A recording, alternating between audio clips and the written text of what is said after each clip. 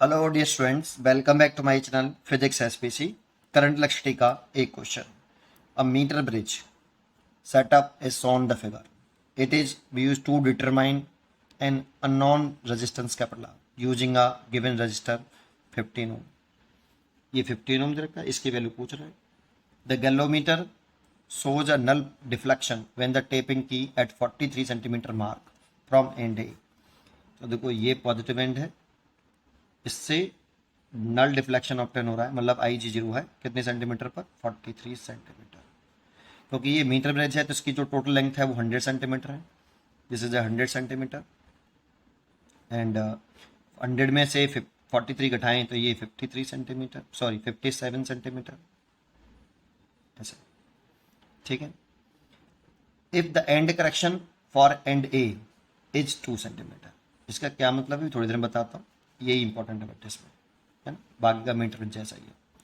Then the determine the value of R will be ओ, और इस आर की वैल्यू हमसे पूछ रहा है। तो देखो लेट कर लेते हैं कि इस वायर का जो रेजिस्टेंस है, इस वायर का जो रेजिस्टेंस है वो आर ओम पर सेंटीमीटर है, या लेमडा मान लेता हूँ, लेमडा ओम पर सेंटीमीटर है। इसका मतलब देखो ये जो वायर है इसका एरिया क्रॉस सेक्शन और रेजिस्टिविटी सेम है, तो जो रेजिस्टेंस होगा वायर का वो लेंथ के साथ डायरेक्टली प्रोपोर्शनल होगा। तो इसकी 1 सेंटीमीटर लेंथ का रेजिस्टेंस अगर हम लेमडा मान लें, लेमडा ओम, तो इसकी एल लेंथ का सेंटीमीटर रेजिस्टेंस लेमडा एल ओम होगा, ठीक है। अब इसमें इसको इस तरह से बना लें बेटा, क्योंकि meter bridge is based on balance Wheatstone bridge, इसीलिए इसको मीटर ब्रिज को बैलेंस व्हीटस्टोन ब्रिज की तरह से आप बना सकते हो। यहाँ पे आप ए से डी पॉइंट डाल लो कुछ भी, यहाँ पे एक पॉइंट डाल दो सी। तो देखो इस तरह से बना लेते हैं इसको पहले, फिर एंड करेक्शन का मतलब बताऊंगा मैं आपको कि एंड करेक्शन का मतलब क्या है और किस तरह सॉल्व करना है इसको, ठीक है। ऐसे होना चाहिए। यहाँ पर देखो ये पॉइंट ए है और ये वाला पॉइंट बी है, और ये वाला पॉइंट मैंने डी डाल दिया जो कि जहाँ कनेक्टेड है, और ये वाला पॉइंट मैंने सी डाल दिया।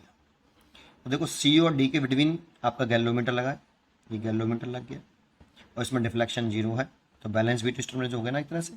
और ए और बी के बिटवीन आपकी बैटरी जुड़ी हुई है, ये पॉजिटिव है और ये नेगेटिव है, इसमें डिफ्लेक्शन है। देखो यहाँ पर ए और सी के बिटवीन 15 ओम का रेजिस्टेंस लगा है, और सी और बी के बिटवीन कैपिटल आर, जो कि मेरे को कैलकुलेट करना है। ये ए और डी का रेजिस्टेंस निकालना है मेरे को, और डी से बी तक का रेजिस्टेंस निकालना है। तो वो कैसे निकालेंगे वो जरा देखते हैं। पहले इसके लिए एंड इक्वेशन देखना पड़ेगा कि एंड इक्वेशन का मतलब क्या है, ठीक। तो इसका रेजिस्टेंस में थोड़ी देर के लिए इसका रेजिस्टेंस, उस वायर का रेजिस्टेंस पी ओम मान लेता हूँ, इस वाले वायर का रेजिस्टेंस में क्यू ओम मान लेता हूँ। अब एंड करेक्शन समझते हैं पहले, फिर करते हैं इसको, है ना। देखो इसमें एक अगर एंड करेक्शन नहीं होता तो सिंपल हो जाता ये, अगर एंड करेक्शन नहीं होता तो हम क्या करते पता है, अगर एंड करेक्शन नहीं होता तो मैं क्या करता वो बता देता हूँ पहले। तो इस वायर का रेजिस्टेंस निकाल लेता मैं एडी का, क्योंकि इसका लेट कर लिया मैंने कि 1 सेंटीमीटर लेंथ का वायर का रेजिस्टेंस कितना है, लेमडा ओम। तो 43 सेंटीमीटर लेंथ का जो रेजिस्टेंस होगा वो कितना हो, P is equal to lambda into 43 ohm, क्योंकि भाई 1 सेंटीमीटर लेंथ का resistance lambda ohm, 2 centimetre length का 2 लेमडा ओम, तो 43 सेंटीमीटर का निकालना है तो लेमडा इंटू 43। तो देखो ये रेजिस्टेंस हो गया। और इस वाले वायर का अगर रेजिस्टेंस निकालना होता है, जैसे मैंने रेजिस्टेंस क्यूलेट किया है, तो 1 सेंटीमीटर लेंथ का रेजिस्टेंस जो है लेमडा ओम है, तो 57 का हो जाएगा लेमडा इंटू 57। फिर मैं इसमें कंडीशन ऑफ बैलेंस वेटेज लगा देता, इसका मल्टीप्लाई और इसका मल्टीप्लाई, आई जी जीरो होने पर इसका मल्टीप्लाई कर लो, इसका मल्टीप्लाई कर लो, वो कंडीशन लगा देता, निकाल लेता रेजिस्टेंस आर। बट इसमें एक कंसेप्ट दे रखा है एंड करेक्शन का। अगर एंड करेक्शन का मतलब क्या है, यहाँ पे एंड करेक्शन थोड़ा सा इसे समझ लेते हैं।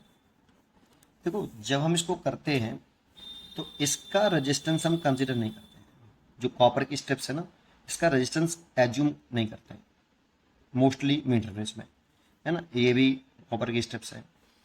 और इसमें जब इसमें हम इसका रेजिस्टेंस कंसीडर नहीं करते हैं तो करंट तो इसमें जाती है बेटा, यहाँ से करंट आएगी, ऐसे डिवाइड होगी 2 पार्ट्स में, फिर ऐसे जाएगी, यहाँ डिवाइड नहीं हो रही लेकिन इसमें तो करंट जा रही है ना। लेकिन इस कॉपर स्टेप्स का रेजिस्टेंस हम कंसीडर नहीं करते, इसका भी कुछ ना कुछ रेजिस्टेंस होगा। जैसे मैं लेट कर लेता हूँ कि resistance of copper steps resistance of copper at and A, कुछ भी मान लो, जैसे 8 ओम है मान लिया। अब इसका रेजिस्टेंस हम कंसिडर नहीं कर रहे हैं, तो इसकी जगह पर वो हमने जैसे लिखा है ना, लैम्डा ओम सेंटीमीटर, 1 सेंटीमीटर लेंथ का रेजिस्टेंस लैम्डा ओम है। तो कुछ ना कुछ तो इसका एक, जैसे लैम्डा तो कंसिडर किया है, कुछ ना कुछ तो होगा ना भाई लेंथ। तो हम ऐसे कह सकते हैं कि 1 सेंटीमीटर लेंथ का रेजिस्टेंस ना मान के, लैम्डा ना मान के, कुछ भी लेट कर लेते हैं। जैसे फॉर एग्जांपल कि let resistance of copper wire, copper strips लिख देता हूँ, कॉपर स्ट्रिप्स 2 ओम 2 ओम पर सेंटीमीटर, मतलब 1 सेंटीमीटर लेंथ का रेजिस्टेंस 2 ओम है। तो सोचो 1 सेंटीमीटर लेंथ का रेजिस्टेंस 2 ओम है, तो 2 सेंटीमीटर लेंथ का रेजिस्टेंस कितना हुआ, 4 ओम। 3 सेंटीमीटर लेंथ का 6 ओम, और 4 सेंटीमीटर ओम का 8 ओम। इसीलिए इसकी जगह पर हम लिख देते हैं कि एंड करेक्शन एट एंड ए, उसे हम 4 सेंटीमीटर एंड करेक्शन मान लेते हैं। कभी भी क्वेश्चन में इस कॉपर स्ट्रिप का रेजिस्टेंस नहीं बताएगा आपको, ऐसे आपको ये दे रखा हुआ end correction at and a 4 centimetre.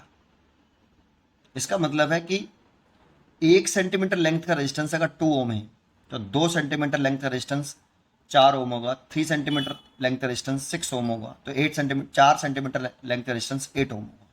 तो 4 सेंटीमीटर लेंथ का रेजिस्टेंस कितना होगा, 8 ओम।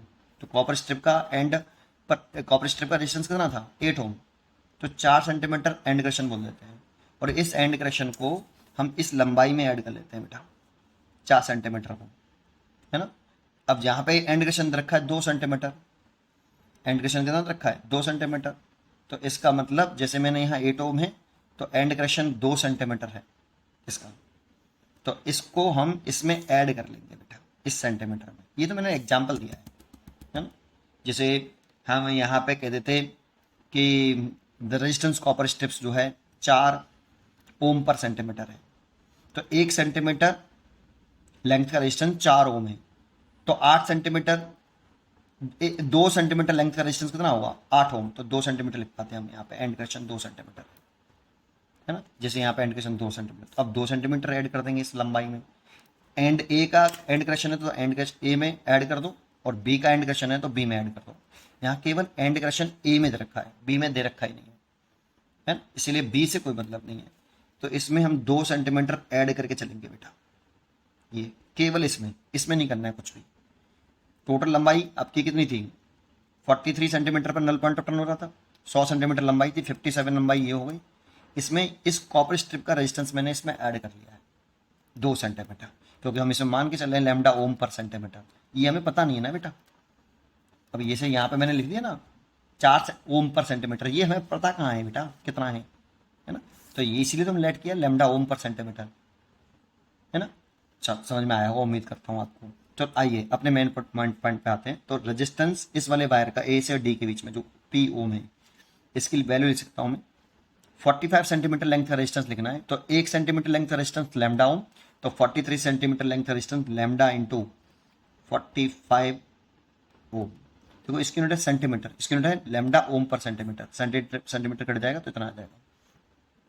ऐसे ही इस वाले वायर का जो रेजिस्टेंस होगा वो होगा लैम्डा इंटू 57 ओम। तो ये वाला रेजिस्टेंस हो गया। अब if condition of balance Wheatstone bridge, if I G is equal to 0, तो इसका मल्टीप्लाई अपोजिट साइड वाले का मल्टीप्लाई करो, P और R का मल्टीप्लाई, और इसका मल्टीप्लाई Q इंटू 15 का मल्टीप्लाई। बहुत से बच्चे रेशियो में लेके आ चलते हैं कि इन दोनों का रेशियो, या फिर इन दोनों का रेशियो, करके देखिए बिल्कुल सेट बनेगा, बिल्कुल ठीक। पर मैं मल्टीप्लाई वाले से करता हूँ, आसान होता है। इसका मल्टीप्लाई कर लो, इसका मल्टीप्लाई कर लो। ये कंडीशन ऑफ आपकी नल पॉइंट होती है, IG 0 हो जाए, बैलेंस विथ स्टोन की कंडीशन है। अब पुट कर दो, P की वैल्यू कितनी, लैम्डा इंटू 45, और R की वैल्यू कितनी, R निकालना है, Q की वैल्यू कितनी, लैम्डा इंटू 57 और 15। तो लैम्डा से तो लैम्डा कैंसिल हो गया, 15 से काट दिया 3 बार, तो 3r इज इक्वल टू 57, तो r इज इक्वल टू 57/3, 3 से काट दो 27। गलत कर दिया क्या? हाँ, 3 एकन 3, 9 बार आएगा ना, हाँ है ना, 19 हो, ये हो गया। तो इसका आंसर आ गया r इज इक्वल टू 19 हो, r इज इक्वल टू 90 हो। पढ़ते रहिए और खुश रहिए।